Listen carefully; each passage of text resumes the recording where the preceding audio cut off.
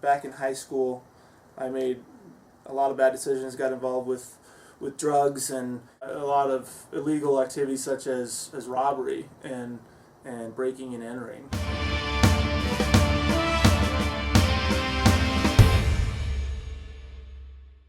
Hey my YouTube friends, Late Boy Scout here. And something special I want to talk about today in this special series of videos, of which this is the first part, is something that we don't usually get in the gun and YouTube community. The gun and knife, tactical, outdoor, any of that stuff, that whole community that's here on YouTube. While we're all excited about learning about how firearms work, about learning about tactics, getting excited about the newest gun, all that stuff, there's a whole group of people out there that want to exercise their Second Amendment rights, but can't right now because of some bad decisions they made in the past. And one of those people is with me here today. I'm going to call this guy D. This is my little brother. And D's going to talk to you today about some of the decisions that he made in the past that have made it difficult for him to own a firearm. Actually not legal at the moment, right? Right. Getting closer, but... Getting closer. We'll talk about that. And that's basically the point of this whole series. D wants to own a firearm again. He wants to be able to own a firearm. Not again, for the first time. He's never owned one. Yeah. That's true. But he wants to be able to, wants to be legal to own a firearm. And knowing what I know about him and how far he's come, I'm all for it. I want him to be able to own one too. And I know there's a whole load of people out there, some of you guys are watching, that are in his situation. Or you have a family member that's in his situation.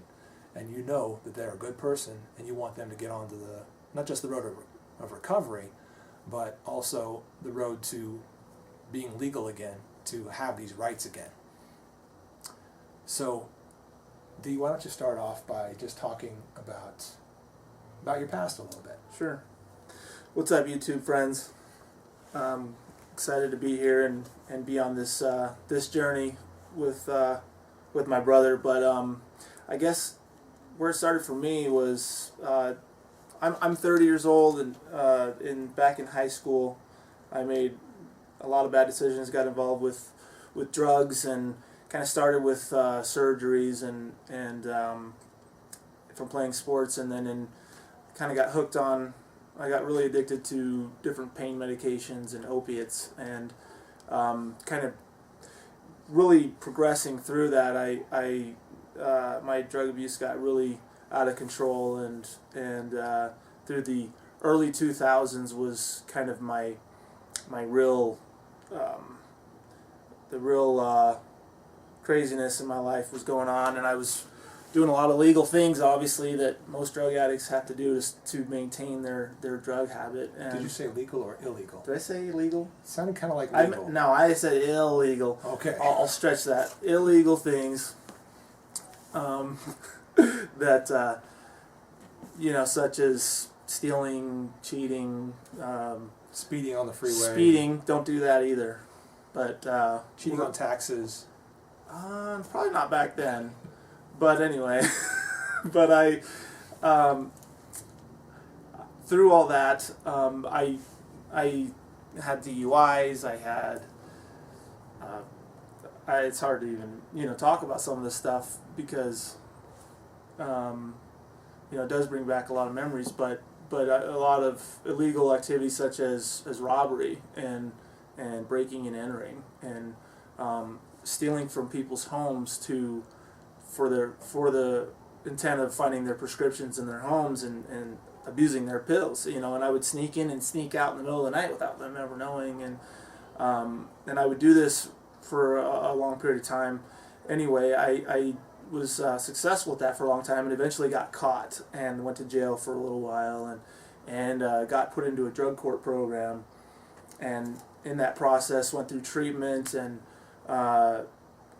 year and a half worth of outpatient treatment and drug testing and all that kind of stuff regularly, and counseling. Anyway, through that, this was now in 2002, 2003, and one of those charges that I had was a second-degree felony, which is at the time I didn't ever imagine later on having a firearm or wanting a firearm really at that point, but I through the court system I eventually graduated that drug court program and was awarded to have my felony expunged. This was in 2003 of November. I wasn't responsible enough, nor was I ready to continue changing my life and progressing back when I was 21, 22, and so I got back into drugs, and I did not even try to get that felony expunged. I didn't have a real reason to. I just thought, okay, well, I'm going to just, this other stuff's more important to me. I'm going to keep searching for drugs, and by the time in middle of 2004, June 20th of 2004 is actually when I got in enough trouble that I was scared straight and turned my life over to recovery, which is something I've been doing since then. So June 20th of 2004 is my clean and sobriety date, and so since then I've thought about this whole felony charge and getting it removed, and it's taken a long time because I've had a great job where they didn't check my record, and they knew me well enough that they know all that and didn't need to, or didn't worry about the felony or anything, so they were always happy to have me around, and so I've worked for them literally for the last 7 years, but now I'm getting to the point where if I have a reason to find a new job, not only do I want that removed, but the real reason I've wanted this done is because I want to carry a firearm and I want to protect my home from people like me.